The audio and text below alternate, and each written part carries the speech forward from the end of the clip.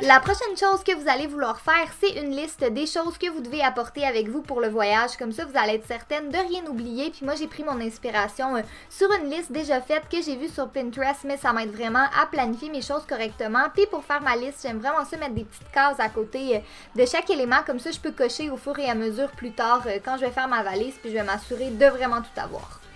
Ce que vous venez de faire, ça va être de vérifier ce que vous avez dans vos garde-robes, de un pour voir si vous avez le nécessaire et deuxièmement pour vous assurer de rien acheter en double. Et après ça, j'aime ça faire une première sélection et tout mettre sur mon lit.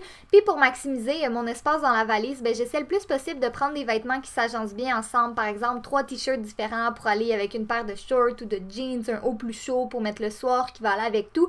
Puis souvent, on a tendance à vraiment trop en apporter puis à finir par manquer de place dans nos valises. Donc au moins, en faisant ça dès le départ, ça vous évite de surcharger vos bagages. Ce qui prend vraiment beaucoup de place dans une valise, c'est les souliers. Donc moi, j'aime ça en amener maximum 2 paires qui sont passe-partout. C'est sûr que parfois, vous allez en avoir besoin d'un peu plus, mais si vous êtes capable de réduire votre nombre de souliers, vous allez vraiment avoir plus de place. Maintenant, si on passe au bagage à main, le mien est quand même assez gros parce que j'ai besoin de plusieurs choses avec moi dans l'avion et évidemment, ça commence avec mon passeport qui est vraiment le plus grand essentiel. Après ça, vous aurez besoin de votre portefeuille avec vos cartes d'identité et votre argent, votre téléphone, mais ça, vous vous en doutiez sûrement. Moi, j'amène toujours mon ordinateur pour travailler sur des vidéos, ma tablette Kindle pour pouvoir amener plein de livres avec moi sans que ce soit trop lourd, des écouteurs pour pouvoir couper le bruit et écouter ma musique ou faire...